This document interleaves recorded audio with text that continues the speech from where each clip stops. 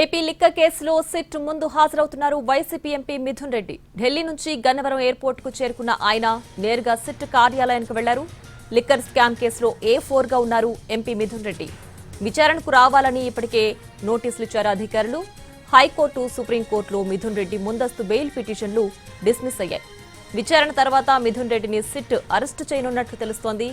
ఒకవేళ అరెస్టు చేస్తే liquor scam లో సోమవారం ఛార్జ్ షీటు దాఖలు చేసే అవకాశం ఉంది.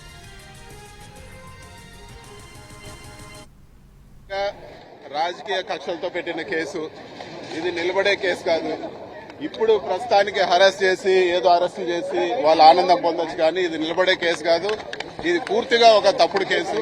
సో దీని గురించి ధైర్యంగా ఎదుర్కొనేదానికి సిద్ధంగా ఉంది. ఈ కేసు పూర్తిగా రాజకీయ కక్షలతో పెట్టిన కేసు ఇది నిలబడే కేసు కాదు. ఇప్పుడు ప్రస్తుతానికి అరెస్ట్ చేసి ఏదో అరెస్ట్ చేసి వాళ్ళు ఆనందం పొందొచ్చు, కానీ ఇది నిలబడే కేసు కాదు. ఇది పూర్తిగా ఒక తప్పుడు కేసు. సో దీని గురించి ధైర్యంగా ఎదుర్కొనేదానికి సిద్ధంగా ఉంది. ఈ కేసు పూర్తిగా రాజకీయ కక్షలతో పెట్టిన కేసు ఇది నిలబడే కేసు కాదు. ఇప్పుడు ప్రస్తుతానికి అరెస్ట్ చేసి ఏదో అరెస్ట్ చేసి వాళ్ళు ఆనందం పొందొచ్చు, కానీ ఇది నిలబడే కేసు కాదు. ఇది పూర్తిగా ఒక తప్పుడు కేసు. సో దీని గురించి ధైర్యంగా ఎదుర్కొనేదానికి సిద్ధం. ఏపీ లిక్కర్ కేసులో సిట్ ముందు హాజరవుతున్నారు వైసీపీ ఎంపీ మిథున్ రెడ్డి. ఢిల్లీ నుంచి గన్నవరం ఎయిర్పోర్ట్ కు చేరుకున్నారాయన. దీనికి సంబంధించి పూర్తి డీటెయిల్స్ మా ప్రతినిధి శ్రీకాంత్ లైవ్ లో అందించడానికి సిద్ధంగా ఉన్నారు. శ్రీకాంత్, చెప్పండి, మిథున్ రెడ్డి సిట్ ముందు హాజరు కాబోతున్నారు కదా, తర్వాత పరిణామాలు ఎలా ఉండబోతున్నాయి? ఏపీ లిక్కర్ స్కామ్ కేసుకు సంబంధించి విచారణకైతే ఎంపీ మిథున్ రెడ్డి హాజరు కాబోతున్నారు. కొద్దిసేపటి క్రితమే ఆయన గన్నవరం విమానాశ్రయం నుంచి కూడా విజయవాడలో ఉన్నటువంటి సిట్ కార్యాలయానికి బయలుదేరారు. ఆయనతో పాటు పార్టీ నేతలుగా ఉన్నటువంటి ఎమ్మెల్సీ లేళ్ల అప్పిరెడ్డి గాని, అదేవిధంగా అరుణ్ కుమార్ తో పాటు ఎంపీ గురుమూర్తి, ఇతర నేతలందరూ కూడా ఆయనతో పాటు బయలుదేరారు. విజయవాడలో ఉన్నటువంటి సిట్ కార్యాలయానికి వైసీపీ శ్రేణుల కాన్వాయ్తో ఆయన బయలుదేరినట్టుగైతే మనకి సమాచారం కూడా అందుతోంది. ఈ నేపథ్యంలోనే ఎక్కడికక్కడ వైసీపీ శ్రేణుల వాహనాలని పోలీసులు నిలిపివేస్తున్న పరిస్థితి కూడా ఉంది.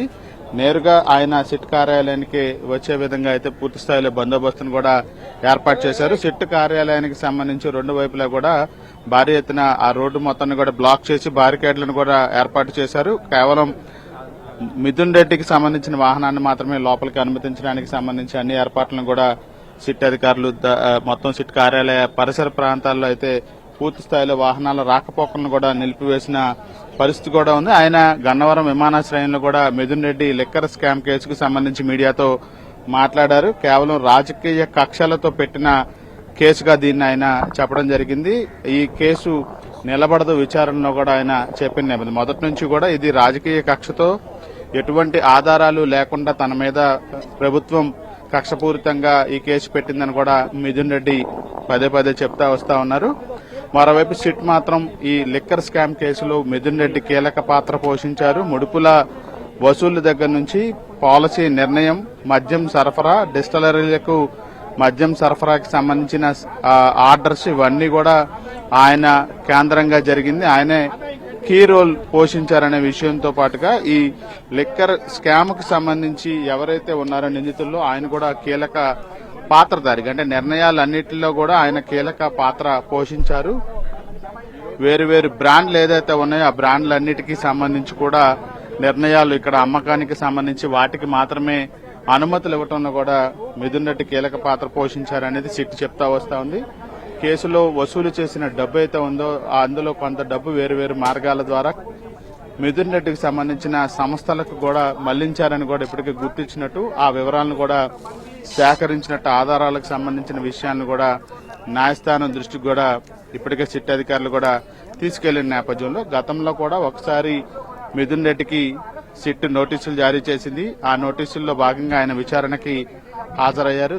తనకు ఈ లిక్కర్ స్కామ్ కు ఎటువంటి సంబంధం లేదు, తాను ఎంపీగా ఉన్నాను, లిక్కర్ కేసు అంటే ఎక్సైజ్ కి సంబంధించిన పాలసీ నిర్ణయాలన్నీ కూడా మంత్రి మండలి ఆధ్వర్యంలో మాత్రమే ఉంటాయి కాబట్టి తన పరిధిలో ఏమీ లేదు అనే విషయాన్ని చెప్పే ప్రయత్నం ఆయన గతంలో విచారణకి హాజరైనప్పుడు కూడా స్పష్టంగా మిథున్ రెడ్డి చెప్పారు. ఈ కేసుకు సంబంధించి ఎటువంటి ఆధారాలు లేవు, ఆధారాలు లేకుండానే నా మీద కేసు నమోదు చేసి అరెస్టు చేయడానికి కూటమి ప్రభుత్వం ఈ విధంగా తప్పుడు కేసులు పెడుతోందనేది మిథున్ రెడ్డి మొదటి నుండి ఆయన చెప్తా వస్తున్నారు. ఇప్పుడు కూడా కొద్దిసేపటి క్రితం గన్నవరం విమానాశ్రయంలో కూడా ఆయన మీడియాతో విజయవాడ సిట్ కార్యాలయానికి బయలుదేరే ముందు కూడా అదే విషయాన్ని చెప్పారు. కేసు నిలబడదు, ఇదంతా కూడా రాజకీయ కక్షతో పెట్టిన కేసు అని కూడా చెప్తా ఉన్నారు. మరోవైపు ఆయన్ని సిట్ కేసులో నిందితుడిగా చేర్చింది.